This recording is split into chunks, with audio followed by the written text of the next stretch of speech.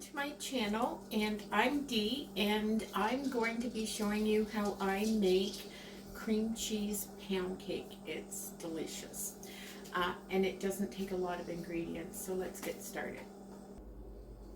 We need 1.5 cups butter softened, an 8-ounce package of cream cheese also softened, 3 cups of white sugar, a teaspoon of almond extract, a tablespoon of vanilla extract, 6 eggs, preferably at room temperature, and 3 cups flour. And so we're going to get the mixer out and start. I put the cream cheese and the butter in the bowl, and I'm putting the sugar in. And I'm just going to cream these together until they're light. Or rather, it's light.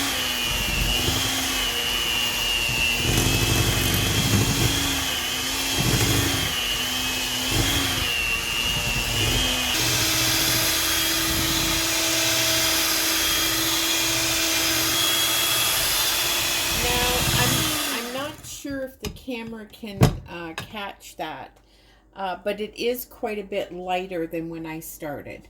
So right now I'm just going to add in both the almond and vanilla extract.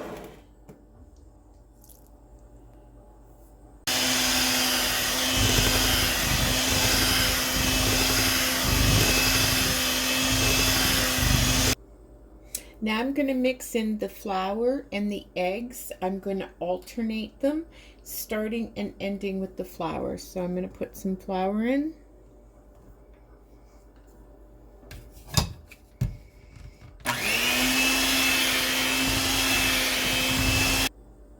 And now I'm going to do an egg at a time.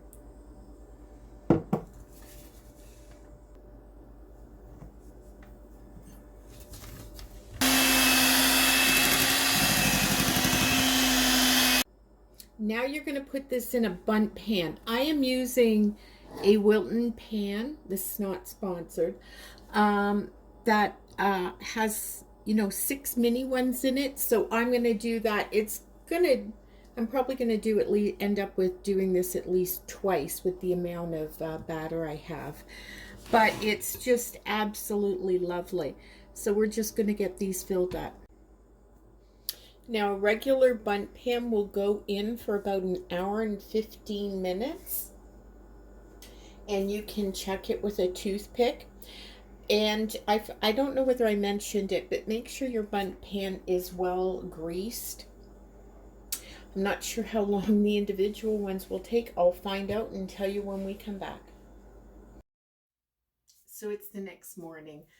We didn't get these out of the oven until almost 1 a.m. There was no way I wanted to finish the video. So I'm going to show you how they turned out right here. Now, first off, this was my first time using this pan. Again, this is not sponsored. I was a little worried about it. I absolutely love it. So this was a really good buy that I made. Now, these, I think they just turned out awesome. Now, if you fill them, the bottom, there's no hole in it, but if you filled them less, you could make them shorter and there'd be a hole. So what I want to do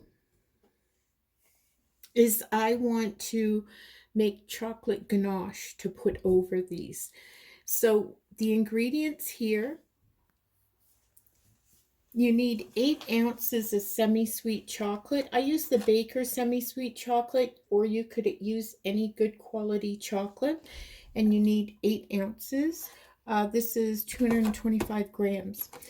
You also need, and then you're just going to chop it up and put it in a heat-proof bowl. And you need 8 ounces of heavy cream. But I want to go for a really shiny look, so I used 8 ounces of heavy cream minus 3 tablespoons. Because I'm putting in 3 tablespoons of corn syrup to give it a little bit of a shinier look when it dries. So the first thing I'm going to do is I'm going to heat this on the stove just until it's starting to get little bubbles along the edge and you think it's going to boil at any second. At that point, don't let it keep boiling. You want to get it just before that. You can see bubbles, hopefully, just starting to form around the edges. And it's almost at the boiling point, and this is the point that I take it off. Okay, and I'm just going to immediately pour this over the chocolate. It's important you don't stir it. Just let it sit for 2 minutes. The 2 minutes are up, so I'm just going to whisk this until it's completely smooth.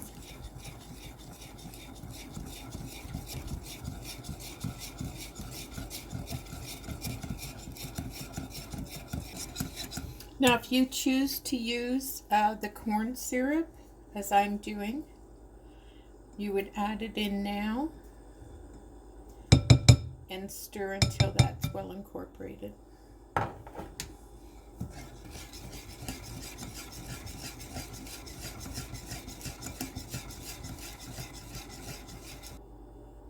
Now, this isn't very warm, but this was runnier even a few seconds ago. And this is going to get a little thicker as it cools down. And it'll be at least 10 minutes. And so we're going to wait until it's the right consistency. I don't want it too thick to pour over them, but I also don't want it to run completely off either. As you can see, this is quite a bit thicker. If yours isn't thickening, you can put it in the fridge for a little bit. If you're still having problems, all you have to do is just warm this up just for maybe 15-second intervals in the microwave and just add a little bit more chocolate. The chocolate will firm it up.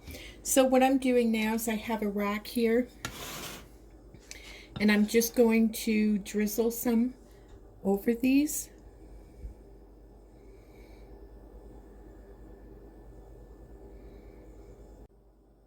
So rather than put the ganache on thickly, I decided to let it kind of thinly coat the entire little Bundt cakes. And now I'm going to make a cream cheese glaze to just sprinkle over this.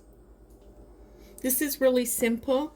I just have 2 tablespoons of softened cream cheese, 2 tablespoons of butter, and a tablespoon and a half or so of cream, whipping cream. And I'm just going to whisk that until it's all incorporated.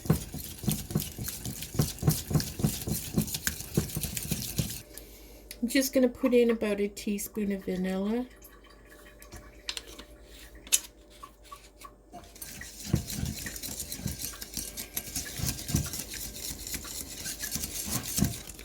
I'm now just going to add in some confectioner's sugar, icing sugar, until it's the consistency I want.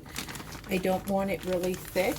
And if you find it's too thick, then just go ahead and add a little bit more cream or milk to thin it out a bit. So I added some more cream until, see how it's nice and runny, because I just want to glaze them. Just get your spoonful, go just back and forth. Now I'm just going to let this completely set, and I probably will just throw it in the fridge for maybe 10 minutes just to get it nice and firm. They're out of the fridge and ready to serve. They're firm enough. Jesse and I tried one. They're out of this world, so we're going to show you what they look like. These are just out of the fridge. We've plated one for you. Look at how gorgeous that looks. And if you want to see what it's like inside, the ganache kind of puddles in the middle and it gives it like a fudgy kind of center. The cream cheese just puts it over the top and brings that cream cheese flavor throughout the entire dessert. Thank you so much for watching. Don't forget to hit that notification bell if you want to see future videos. We're doing a lot of recipes, and they're all simple and easy to do. They might look kind of fancy, but they're not. So thanks very much, and have a lovely day. Until next time.